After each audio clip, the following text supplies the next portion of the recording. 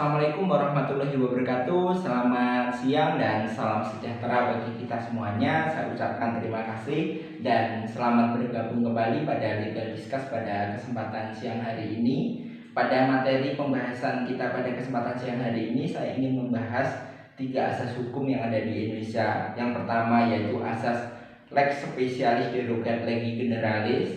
Yang kedua yaitu asas lex superior derogat legi inferiori. Yang ketiga adalah asas lex posterior derogat legi priori. Untuk menjawab satu persatu daripada ketiga asas tersebut, saya sudah menyiapkan sedikit ringkasan agar mudah untuk dipahami bagi rekan-rekan. Saya menuju pada asas yang pertama, yaitu asas lex specialis derogat legi generalis. Apa yang dimaksud dengan asas tersebut? Asas tersebut adalah asas yang mengatur terkait dengan hukum yang khusus menyampingkan hukum yang umum. Agar lebih mudah, saya langsung membuat contoh, yaitu di dalam Kitab Undang-Undang Hukum Pidana di dalam pasal 63 ayat 2 dijelaskan bahwa jika suatu perbuatan yang masuk dalam suatu aturan pidana yang umum diatur pula di dalam aturan pidana yang khusus, maka hanya yang khusus itulah yang dikenakan. Jadi sebagaimana contohnya, bila mana terjadi suatu tindak pidana penggelapan yang dirugikan adalah masyarakat umum, maka rujukan yang digunakan adalah peraturan perundang-undangan yang ada di Kitab Undang-Undang Hukum Pidana. Akan tetapi bila mana suatu penggelapan tersebut merugikan keuangan negara dan di situ juga diatur di dalam Undang-Undang Tindak Pidana Korupsi, maka rujukan yang digunakan adalah Undang-Undang Tindak Pidana Korupsi karena ada peraturan perundang-undangan yang khusus mengatur terkait dengan hal tersebut. Yang kedua yaitu asas lex superior derogat legi inferior, yaitu peraturan yang lebih rendah derajatnya tidak boleh bertentangan dengan peraturan perundang-undangan yang derajatnya lebih tinggi. Sebagaimana contoh, saya sudah membuat ringkasan, yaitu di dalam pasal 43 ayat 1 Undang-Undang Nomor 26 Tahun 2000 tentang Pengadilan Hak Asasi Manusia. Berbunyi demikian, saya bacakan: pelanggaran hak asasi manusia yang berat yang terjadi sebelum diundangkannya undang-undang ini diperiksa dan diputus oleh pengadilan HAM ad hoc.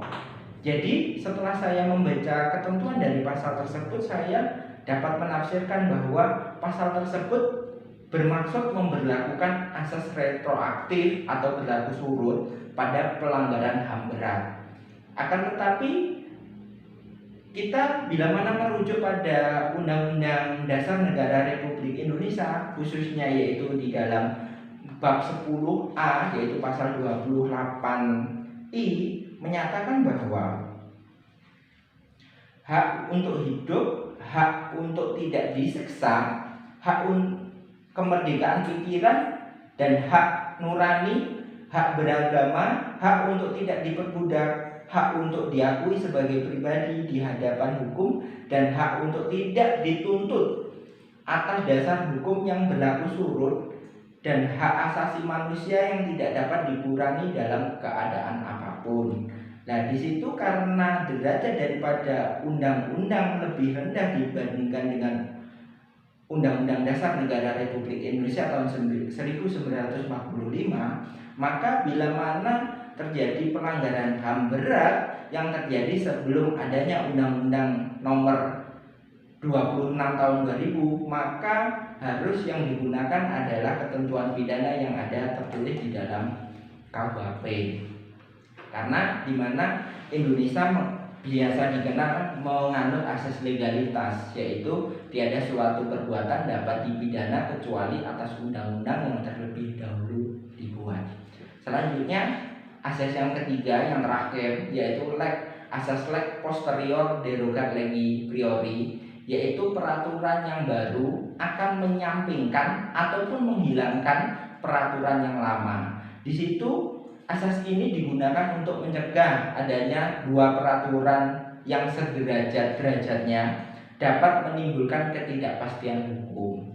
Demikianlah pembahasan singkat terkait ketiga asas tersebut. Bila mana rekan-rekan ada yang ingin ditanyakan, bisa ditulis di dalam kolom komentar dan atau mungkin bisa menghubungi WA saya di nomor 082143128715. Dan saya mohon bantuan kepada rekan-rekan untuk jangan lupa subscribe untuk dukungannya. Saya ucapkan terima kasih. Wassalamualaikum warahmatullahi wabarakatuh.